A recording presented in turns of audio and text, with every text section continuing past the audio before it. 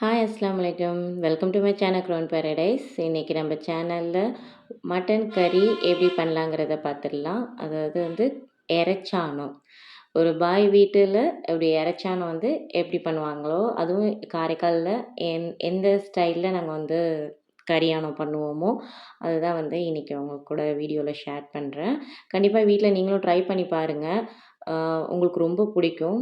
அது மட்டும் இல்லாமல் நம்ம சேனலை ஃபர்ஸ்ட் டைம் பார்க்குறா இருந்தால் மறக்காமல் சப்ஸ்கிரைப் பண்ணிவிடுங்க. பிடிச்சிருந்தா கண்டிப்பாக லைக் பண்ணுங்கள்.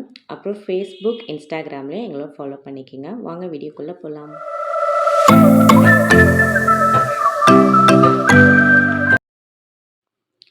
இன்றைக்கி நம்ம 1 கேஜி கறியை வச்சு தான் நான் ஆணம் பண்ண போகிறேன். இது 2 கேஜி இருக்குது. இதை நான் இதுலேருந்து ஒரு நெஞ்சு எலும்பு அந்த மாதிரி தேவையான பீசஸ் மட்டும்தான் நான் இன்றைக்கி எடுத்துக்க போகிறேன். இப்போது 1 கேஜிக்கு உண்டான ரெசிபி தான் இந்த வீடியோவில் இப்போ நம்ம பார்க்க போகிறோம். ஃபஸ்ட்டு நான் கறியை தனியாக ப்ரெஷர் குக்கரில் வேக வச்சு எடுத்துக்கிறேன். ப்ரெஷர் குக்கரில் ஃபஸ்ட்டு வேணுங்கிற கறியை இப்போ ஆட் பண்ணிக்கலாம். கறிக்கு ரொம்ப தண்ணி ஊற்ற வேண்டிய அவசியம் கிடையாது. எப்போவுமே கறி தான் மேலே இருக்கணும், தண்ணி கீழே இருக்கணும். இப்போ அது கூட பட்டை, கிராம்பு, ஏலக்காய், அரை டம்ளர் அளவுக்கு நான் தண்ணி ஊற்றிக்கிட்டேன். ஏன்னா இறைச்சியும் தண்ணி விடும், அதனால அரை டம்ளர் மட்டும் விட்டுக்கிட்டேன். இப்போ அது கூட மஞ்சத்தூள், அப்புறம் கொஞ்சோண்டு உப்பு. ஏன்னா திருப்பி நம்ம ஆணத்தில் உப்பு சேர்ப்போம், அதனால கொஞ்சோண்டு உப்பு, 1 டீஸ்பூன் அளவுக்கு இஞ்சி பூண்டு பேஸ்ட் ஆட் பண்ணி ப்ரெஷர் மீடியமாக வச்சு நான் ப்ரெஷர் குக்கரில் வேக வச்சுக்கிட்டேன். இப்போ இதுக்கு ஒரு டிப்ஸு சொல்கிறேன். இந்த மாதிரி பொங்கி வலியாமல் இருக்கிறதுக்கு இந்த மாதிரி மேலே ஒரு சின்னதாக ஒரு கலவடை, சின்னதாக இல்லை பெரிய கலவடை கூட நீங்கள் வச்சுக்கலாம்.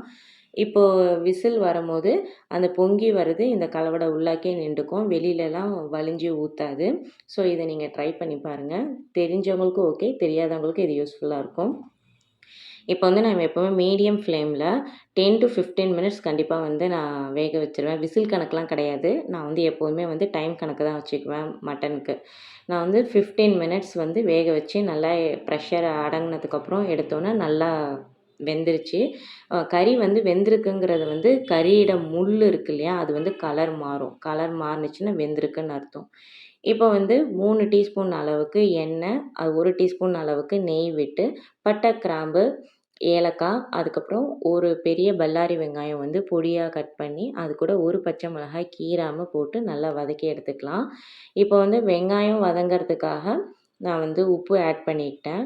இப்போ நல்லா வெங்காயம் வதங்கினதுக்கப்புறம் நம்ம 1 டீஸ்பூன் அளவுக்கு மிளகாத்தூள். ஏன்னா கறியானம் கொஞ்சம் உரப்பாக இருந்தால் தான் நல்லாயிருக்கும். அதனால் 1 டீஸ்பூன் அளவுக்கு மிளகாத்தூள் எடுத்துக்கிட்டேன். நீங்கள் காரத்துக்கு தகுந்த மாதிரி நீங்கள் எடுத்துக்கோங்க.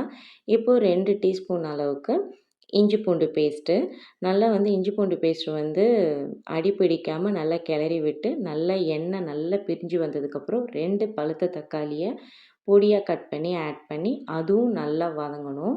நல்லா வதங்கி அதோட சாறு எல்லாமே இறங்கணும். அந்த அளவுக்கு வதங்கினதுக்கப்புறம் இப்போ மஞ்சத்தூள் ஆட் பண்ணிக்கலாம். ஏற்கனவே கறியில் வேறு நம்ம மஞ்சத்தூள் ஆட் பண்ணியிருக்கோம். ஸோ அதுக்கு தகுந்த மாதிரி மஞ்சத்தூள் ஆட் பண்ணிக்கலாம். நான் கறியானம், கோழியானத்துக்கு எல்லாமே கொஞ்சம் மஞ்சத்தூள் எக்ஸ்ட்ரா தான் ஆட் பண்ணுவேன். இப்போ மல்லி, புதினாவும் ஒரு கைப்பிடி அளவுக்கு நல்லா சின்னதாக கட் பண்ணி அதையும் சேர்த்து ஆட் பண்ணிக்கிட்டோம். நல்லா வதங்கினதுக்கப்புறம் 1 டம்ளர் அளவுக்கு தயிர் ஆட் பண்ணிக்கலாம். இறைச்சானத்துக்கு இறைச்சானம், கோழியானம் 2த்துக்குமே தயிர் ஆட் பண்ணி செஞ்சு பாருங்கள், ரொம்ப சூப்பராக இருக்கும்.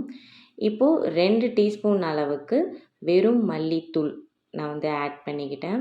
அதுக்கப்புறம் 1 1/2 டீஸ்பூன் அளவுக்கு கறி மசாலா ஆட் பண்ணிக்கிட்டேன். கறி மசாலா இல்லைன்னா கரம் மசாலா நீங்கள் ஆட் பண்ணிக்கோங்க.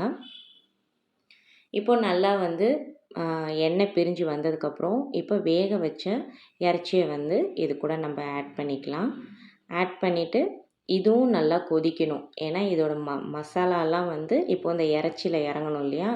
நல்லா கொதித்ததுக்கப்புறம் நான் 2 பெரிய உருளைக்கிழங்க 4ஆக கட் பண்ணி ஆட் பண்ணியிருக்கேன். அப்புறம் கொஞ்சம் பச்சை பட்டாணி. இது நீங்கள் இந்த மாதிரி நீங்கள் ஆட் பண்ணி நீங்கள் இறைச்சானம் செஞ்சு பாருங்கள், ரொம்ப சூப்பராக இருக்கும். ரொம்ப டேஸ்ட்டு வேறு லெவலில் இருக்கும். இப்போது நல்லா கொதித்ததுக்கப்புறம், ரொம்ப கொதிக்கணும் இல்லை, லைட்டாக நல்லா பபுள்ஸ் வந்ததுக்கப்புறம் தேங்காய் ஆட் பண்ணிக்கலாம். இந்த தேங்காய் கூட நான் மிளகு, பெருஞ்சீரகம், ஜீரகம், அப்புறம் பாதாம் பருப்பு 3, கசகசா எல்லாத்தையும் வந்து நல்லா ரொம்ப ஃபைன் பேஸ்ட்டாகவும் இல்லாமல் ரொம்ப கொரண்டும் இல்லாமல் நான் வந்து நல்லா அரைச்சி எடுத்துக்கிட்டு அது கூட ஆட் பண்ணிக்கிட்டேன். இப்போ இதை எங்கே பார்த்தாலும் நல்லா ஸ்ப்ரெட் பண்ணி விட்டுட்டு இந்த மாதிரி பபிள்ஸ் வந்தோடனே மூடி வச்சிடலாம் சிம்மில். ஒரு 10 மினிட்ஸ் வந்து கொதிச்சாவே போதும். அதாவது உருளைக்கிழங்கு வந்து வேகிற அளவுக்கு கொதிச்சாவே போதும். ஏன்னா நம்ம இறைச்சி ஏற்கனவே வெந்துருச்சு. இப்போ பாருங்கள் எண்ணெயெல்லாம் நல்லா பிரிஞ்சு விட்டு நல்லா எப்படி சூப்பராக இருக்குது. இன்னும் ஆணம் வந்து நல்லா ஆற ஆற டேஸ்ட் இன்னும் நல்லா அதிகமாக கொடுக்கும். கண்டிப்பாக நீங்கள் வீட்டில் இந்த மாதிரி ட்ரை பண்ணி பாருங்கள்.